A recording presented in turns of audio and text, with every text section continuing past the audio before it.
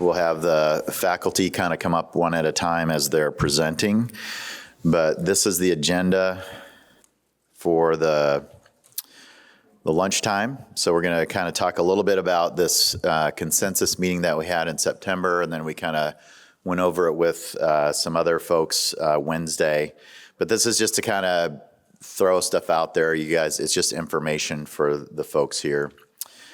So we're looking at mostly geriatric low-energy pelvic fracture. So anybody at least 55 years old, which I'm getting close to that, so now I'm offended.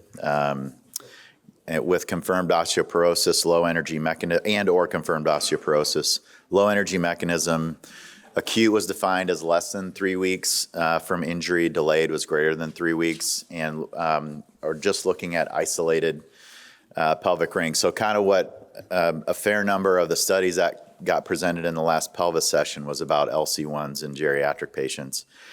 And then using the Raman's classification for being more accurate with geriatric type or low energy fractures. And then a separate kind of statement about insufficiency fracture, since it's a distinct population and it's separate from the delayed group. So if you're not familiar with the Raman's classification, this is just a visual, but we're really talking about type 2s, and that's the gray zone. Type 3s and 4s are ones that you would normally fix. But this is the acute fracture, so less than 3 weeks. You have a low energy mechanism. You do your standard evaluation. And people asked about, could you use ghost imaging from the CT, since getting reproducible inlet and outlet images can be challenging for some x-ray techs. And then you see a pelvis fracture. You go down to classifying and stability assessment, which could be, we didn't really want to include examination under anesthesia, because the whole point, if you're not going to treat them surgically, is to not take them to the OR, then not treat them surgically. So a stability exam is, you can use, Joe Patterson has published, at least on a cadaver, and we're doing a prospective study using a trauma pelvic binder and a tensionometer versus, Josh Perry's lateral AP pelvis x-ray. Versus in the ER stress exam with an x-ray. Then you classify them, and like I said, 3s and 4s surgery, type 1, no surgery. If it's inconclusive from the imaging and you're concerned for a pelvis fracture, and they can't mobilize, then they get into evaluate with an MRI, and then they get back into the pathway. So a lot of this is based on functional assessment, including mobilization, which we'll go over. And if they fail a functional trial of mobilization, or we'll go into specifics, then at least discuss surgery.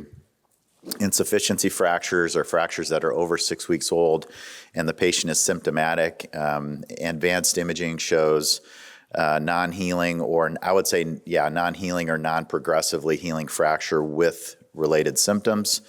Obviously, you're going to do metabolic workup and send them to the bone health team. And then depending on their symptoms and how they're doing, it's a discussion about operative versus non-operative management. And this is the pathway for the insufficiency fracture. So fairly similar, but these people usually come to clinic and present with that, and they're presenting to clinic typically because they've not improved functionally. And so most of the people that I see at this stage end up getting surgery. So the diagnostic protocol is standard radiographs, and whether that includes an inlet and outlet for you, it's just a standard evaluation, so that's why I have it in there. CT of the pelvis is to primarily evaluate the posterior pelvic ring, and then if same with previously, if there's an inability to mobilize or do the functional things that we asked the patient to do, MRI is to see if they're truly a type 1 or if they're really a type 2 by having MRI positive findings in the posterior pelvic ring. And then mobility pain with weight-bearing capacity, so we'll go into a little bit more of that. And then so 3s and 4s always operate, and that's what Professor Raman showed in his study out of Germany. The 2s are the gray zone, so if they're unable to ambulate from bed to hallway or bathroom unassisted without somebody helping them, it's okay if they're using a walker or cane or whatever the therapist is going to have them try, within 48 hours of admission, then it's a discussion for surgery. If they're wheelchair bound to begin with, then it's an inability to have bed mobility, so roll over in bed, side to side, sit up, tolerate being moved by the staff, or lift assist within 48 hours. And then basically you're confirming, if you don't see something in the posterior ring, it would be confirming that and confirming instability with the same things we talked about in the diagram. And then if they're in intolerable pain or immobilization pain with those things, then the discussion for surgery is had.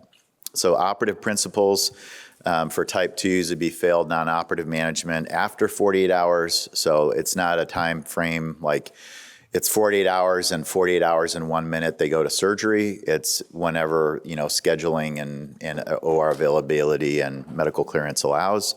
But the goal should be immediate full weight bearing with enough fixation to allow that, and highly recommend percutaneous, minimally invasive techniques. Contraindications to surgery are the typical ones: active infections, including osteomyelitis decubiti in the area, peripelvic soft tissue or bony infection, and then just not able to tolerate surgery from a anesthesia standpoint. Postoperative care, the goal is to help them mobilize, so immediate full weight bearing, don't delay weight bearing or have them try to do partial weight bearing. You kind of are going against why you're taking them to surgery. Multimodal pain management, try to minimize narcotics and delirium, and refer to bone health services, and then do your standard kind of postoperative follow-up in clinic. So this is just a summary of kind of from a CurvaFix standpoint. It's been out for 4 years. And high efficacy with low complications. So it's summarized as far as the types of cases, 50% low energy and insufficiency, 47% high energy, and then 3% oncology. And then the reported removals to date, total implant removal is only 1.7%. Removal due to loss of fixation is 0.4%. I think I'm the only one that had that, and that was in a recalcitrant sacral non-union that failed after 2 years and broke all of her hardware, not just the CurvaFix. Removal due to in vivo breakage, that's during the case. That was early on, and I believe that was only one. And then removal due to back out, 0.08%. And then the latest that one has been removed so far is at 2 years.